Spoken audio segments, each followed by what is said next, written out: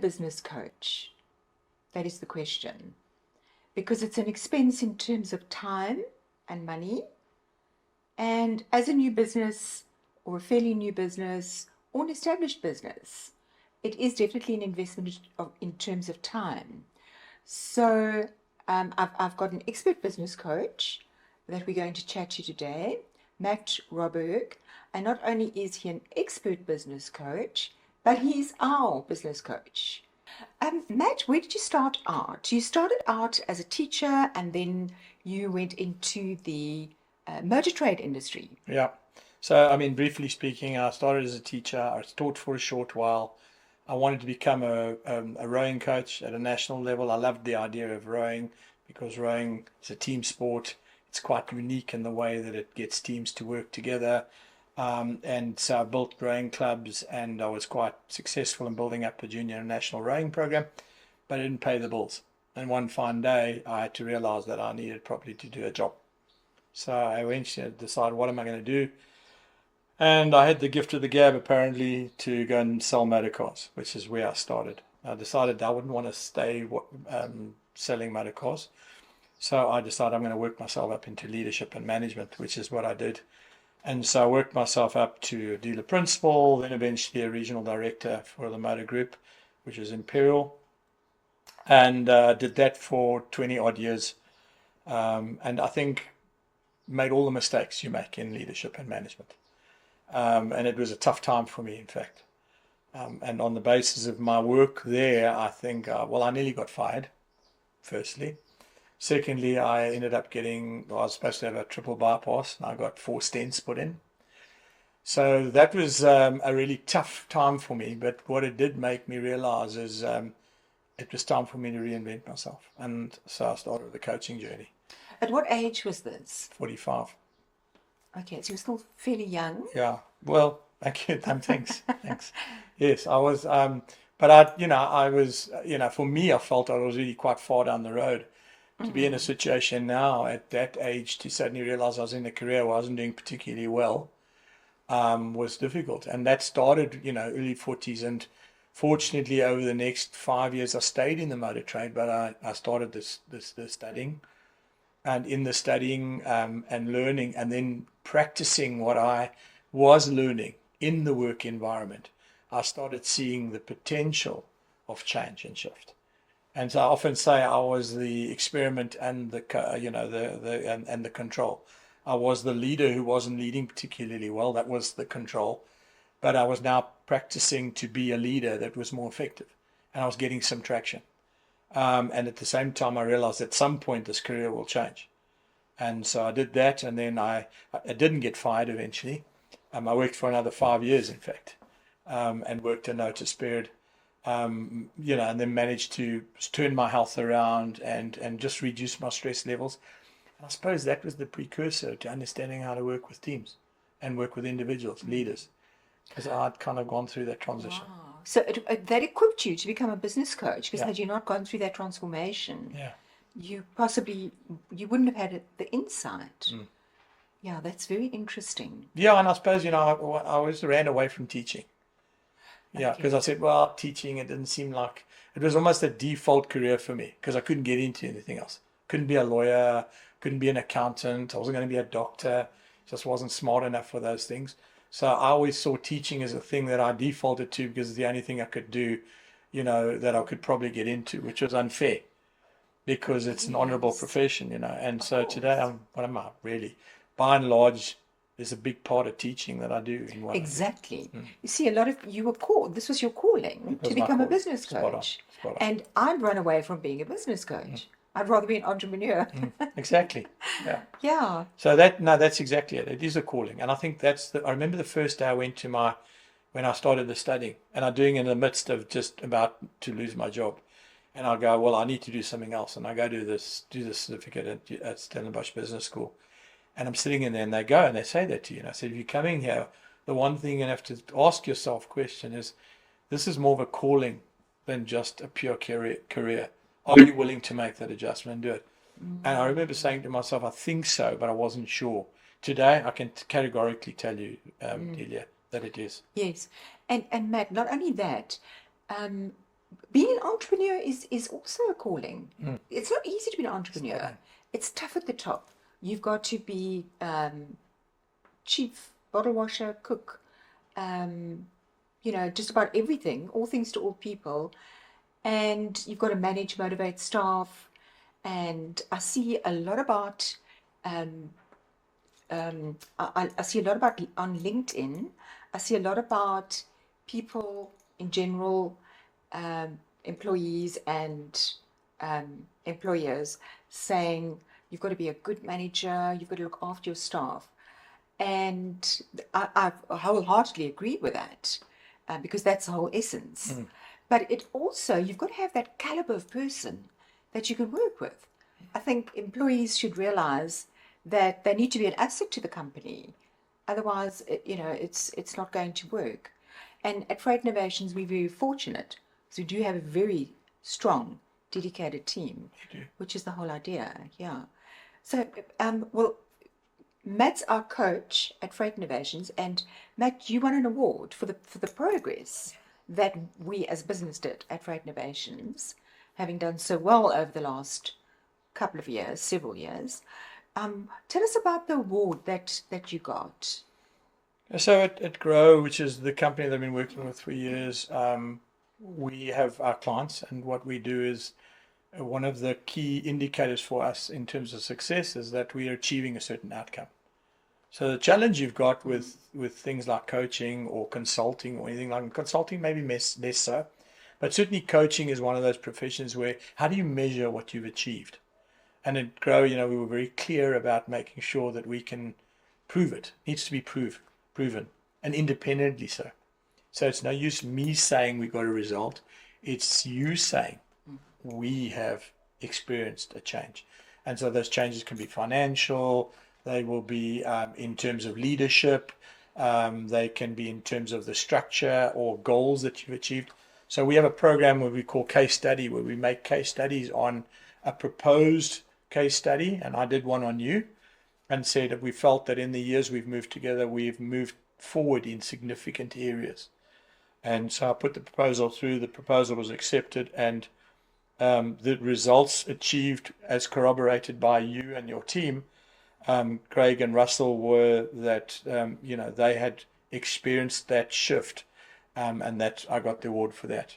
And, and I think that's the culmination, I think, of any engagement is if you've been together and you've done something and there's a tangible outcome for what the work you've done together, then that's the indictment that you've done, that you're doing good work.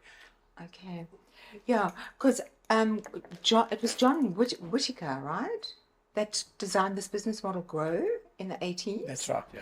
And I must be honest, I actually didn't know about that until I did some research beforehand. And I shouldn't be saying that, but anyway. That's fine. So yeah, apparently he did seminal work in the 80s. And so it's based on the work that he did, is it? Not really. I mean, it's just a coincidence that the company that I used to work for, Grow, and still do work for, used the acronym Grow. Okay. In his case, it was an acronym, but essentially the principles behind coaching or coaching models will vary.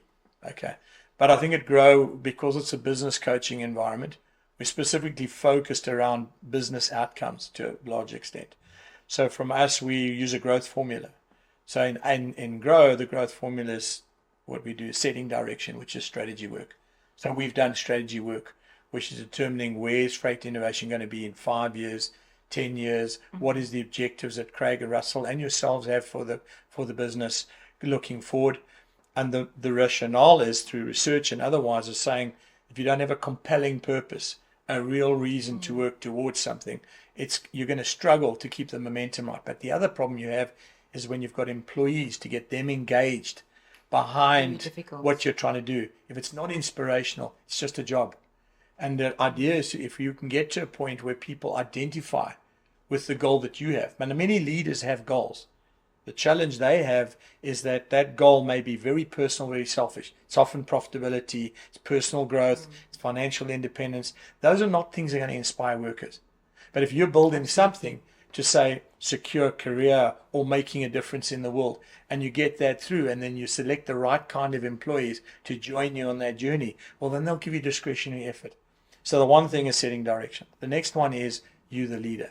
A lot of the work we've done together, and I would say the majority of the work that we've done together at Fright Innovation has largely centered around the leadership work, particularly around Craig, Russell, to some extent yourself and some of the other colleagues in the business. And so you spoke earlier on about, this idea that we change and we get good people on board and they're loyal, but that doesn't happen automatically. No. Leadership behavior is a key factor here. And so if the leader themselves isn't leading the way in terms of the way they behave, and so often what happens, leaders in a small business, they become a leader because they had an idea and they've got an aptitude. And Craig and Russell would have had an experience through you of freight. So it was a logical thing. Often you find children of doctors become doctors, or teachers become teachers, because that's what they've been exposed to. So they became freight people. But no one taught them leadership. Even the business skills that they were learning were things that they had picked up along the way. So in the context of leadership behavior, it is, what is it? And remember, I said to you, I struggled with it. Because just like them, I had a view of what leadership would just be: the smart person in the room, do the hard work, make sure people are held accountable. That's what I thought the leadership was about. And I was realizing I wasn't succeeding. I think Craig struggled with that.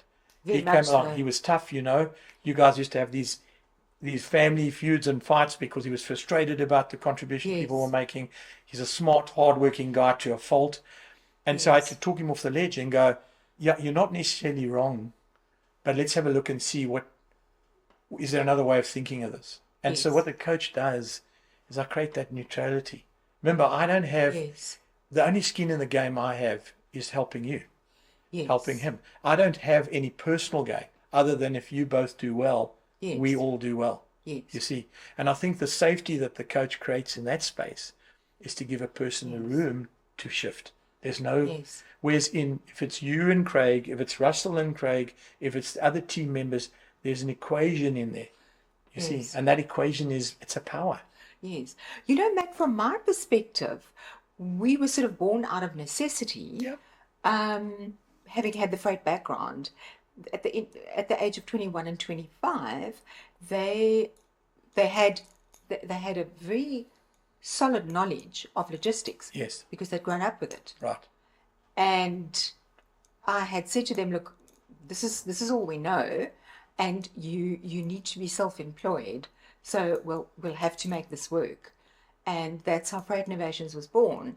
And then you had the family dynamics, and coming out of a position of trauma and a failed business because it was defrauded, which that trauma then your sons get exposed to. So it was a very difficult situation to be in. Then fortunately, Craig found you, and then it was a long road to recovery. But today, Fright Innovations is highly successful. Yes. And initially when you're a non-entity, people don't take notice of you. Oh, that's just little Fright Innovations. They won't last long. They'll just become like all the other rats and mice.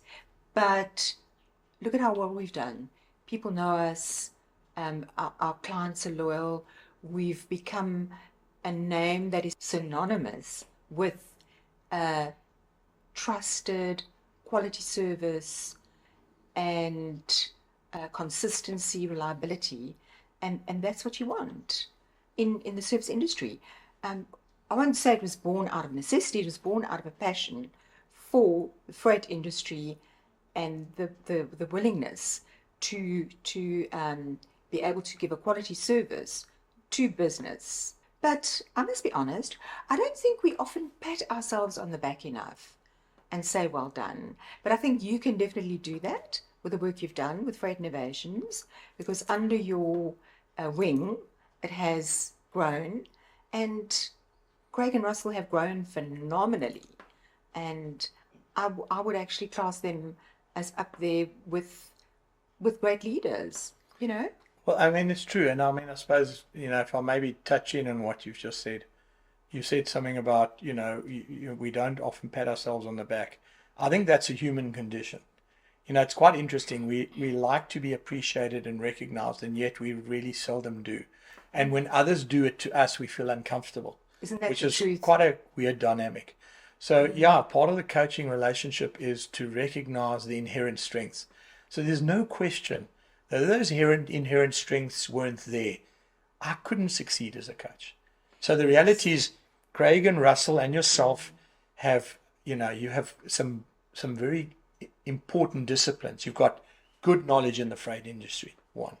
Two, you've got resilience. There's a conservative nature through the difficulty you went through financially and otherwise. They've always been conservative in their spending. Correct. And disciplined in it, which is the foundation of making a business work. Now, those things I didn't bring to the party. They had them. They care about people, even if at times we'll behave badly. Fundamentally, at source, we're good people. Our behavior, as it was for me, those are born out of circumstance, situations we find ourselves in. And so what happens is they become character references, but they're not. It's not true. So all we did is we peeled away some of the bad stuff, and we went back to looking at the essence. And yes, you have the essence, okay? The Cooney Burger team have the essence of the qualities that we're now being able to leverage off. And I think that's true for most leaders. And what the coach's privilege of doing is finding a way, a recipe, a formula for making that happen.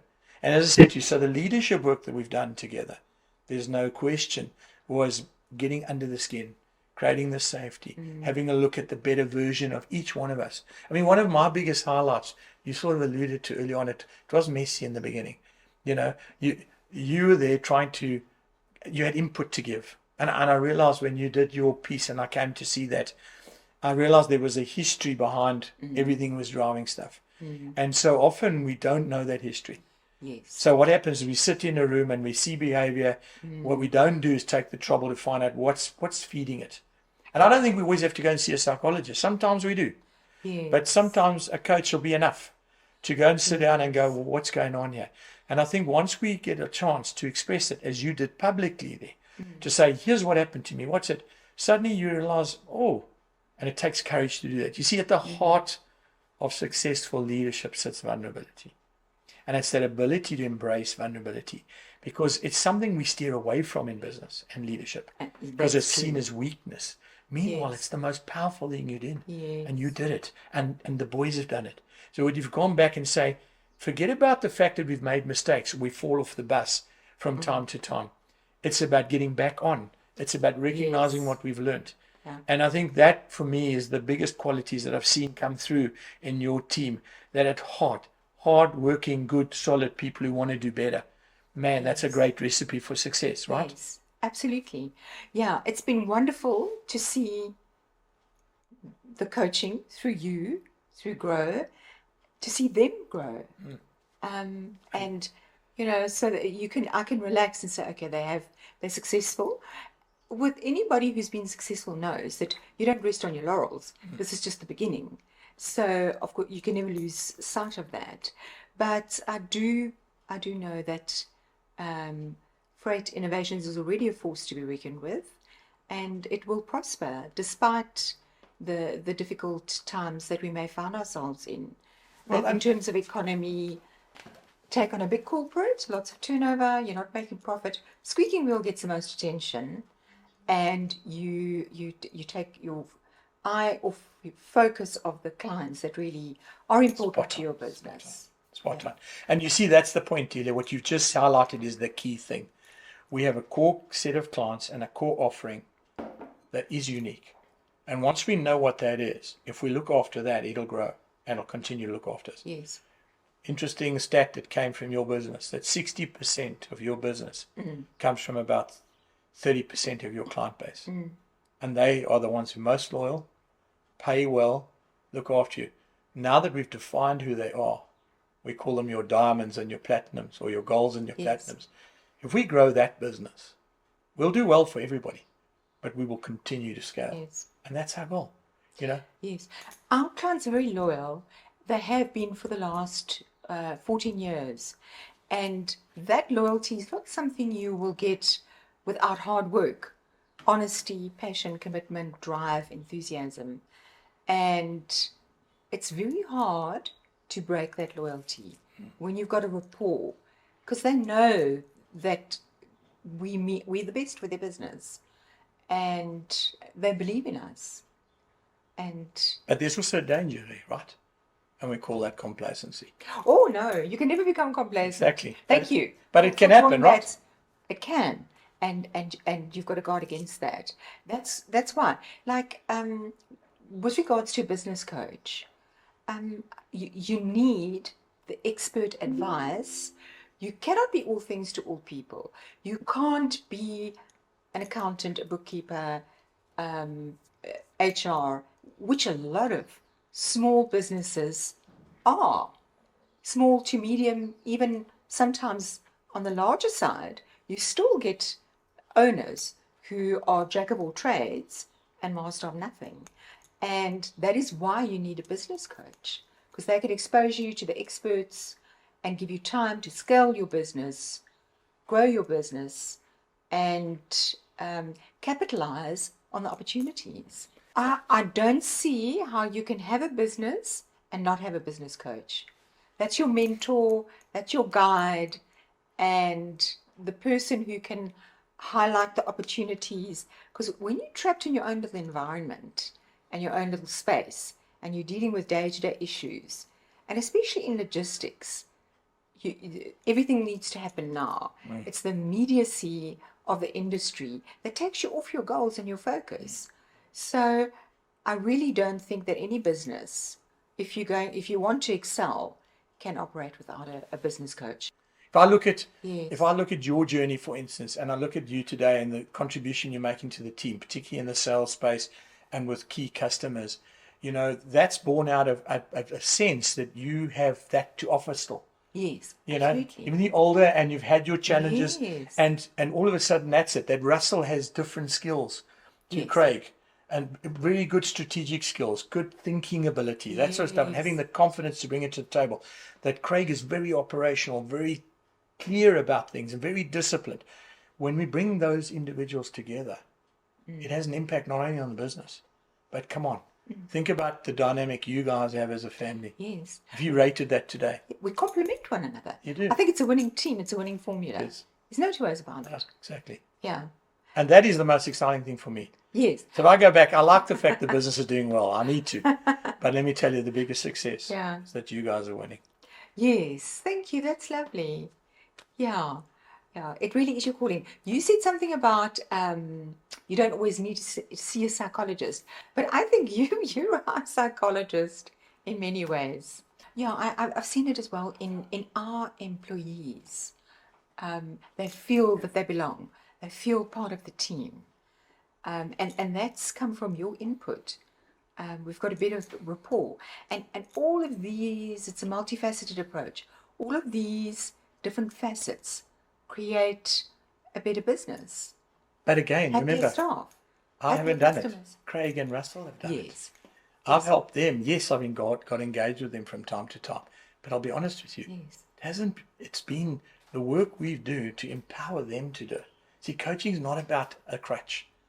Yes, I've worked with you for a long time, but only because the imperatives have changed, because we're doing annual planning or strategic planning and from time to time. But if my engagement was purely about helping you be more effective as leaders, my work is done. Yes. Okay. Many people in my age group, because we in the similar age group, Correct. they're gearing down for retirement, and to me, I'm gearing up for employment.